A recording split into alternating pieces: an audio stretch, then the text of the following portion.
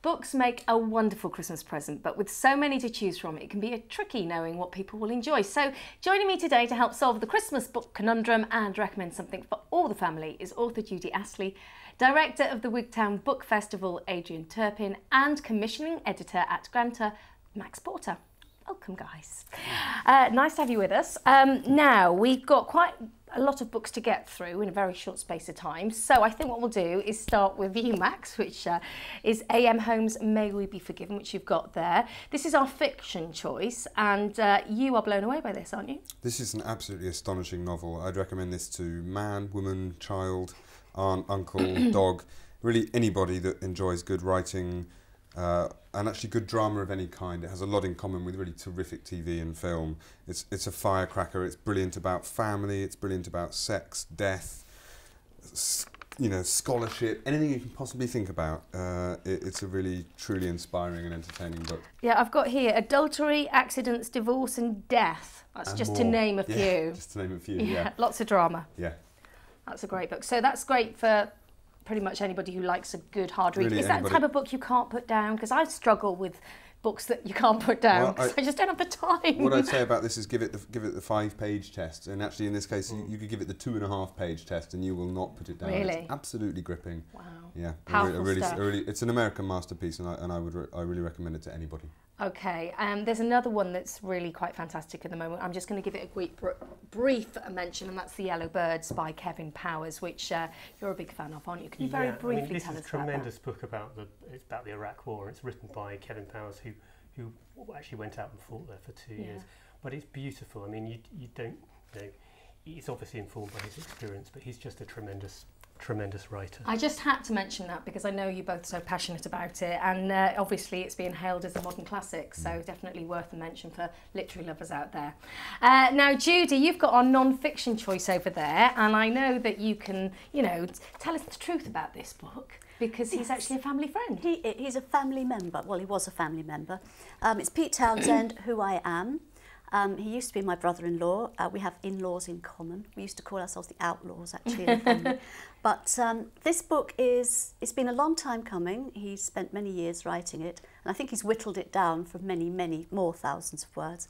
But it's it's the bones of The Who. I mean, if you were interested at all in rock and roll, then you would want to know. This is one band you would want to know about. They've been around forever, just about. And this is really a terrific read. There's lots of truth about all the rumours that used to be about driving things into swimming pools, chucking things out of hotels. But there's also a lot about the music. And the thing that really got me was the gaps that it fills in, the demons that inspire things and the demons that Pete's lived with as well. He's very honest about his own addictions, about his failings as a human. We all have them. His have been incredibly public. So I just think it's a terrific read, and he writes really well. I think that's another thing. That's sometimes with a celebrity biography or autobiography, you think, oh, it must be either there must be somebody else in there, or this is so bad it's them definitely. Yeah. But he writes well, and I think that's brilliant. And everybody loves a celebrity or autobiography at Christmas, don't they? So well, there's a lot of them about, yes, but I think this is the best. And I'm not just biased.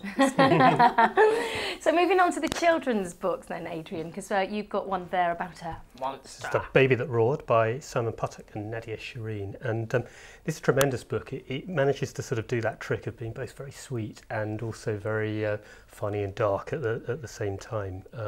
It's about Mr. and Mrs. Deer who can't have a baby themselves, so they find a baby on their doorstep, but the baby's not exactly what you think it is. The baby turns out to be a monster. And as all the other members of the family, like Uncle Duncan the owl comes round to give the baby milk and disappears, and Aunt Agnes the rabbit comes round and to change the baby's nappy, and she disappears, and no one can quite work out what's going on. And I think children love it because they, my 2-year-old, she gets the joke, and you say, so is that a baby? And she goes, oh no, it's a monster, And there's always a very fine line between the two. The baby, and the little baby and the little monster. Yeah. Sometimes she says, I'm a little baby, and sometimes she says, I'm a little monster.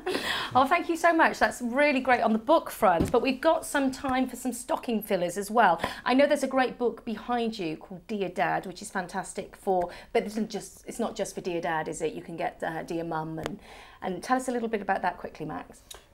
On each page is a blank, it's a question for your father. Is there anything you'd like to change about me, for example? Some of them are much more biographical. What did you call me as a child? How much did I weigh? And so on and so forth. You give it to your dad, and he then fills in the answers and gives it back to you. Hence the name From You to Me, which is a rather brilliant investigation of what it means to give a present. It's a kind of double present, really, Yeah. isn't it? Because you get it to back. him, and then your next birthday it'll be your gift wrapped back to you. Yeah. It's a lovely idea, and something I wish I'd done with both my grandparents. It's fantastic.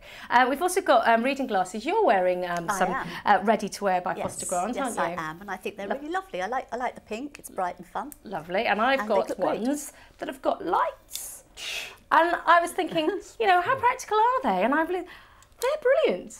So yeah, these are great, and they've also got a lovely little pink pair here, because as we all know, we do become long-sighted as we get, a little bit older. So this is great, little pink pair too, and they comes in a little case, and these are ready to wear, so they're straight off the shelf. You put it in a tiny handbag. Yeah, and I think that's always a good thing. My mother-in-law needs these a lot when we go out to eat for a meal, because she can never read the menu. So she grabs these out. It takes her about 10 minutes to get them out of the case. Lovely. Thank you so much. It's been really interesting. And my thanks to Max Porter, Judy Astley and Adrian Turpin for joining us. If you want to find out more about Foster Grant reading glasses, then do go to fostergrant.co.uk. But thanks for watching. Goodbye.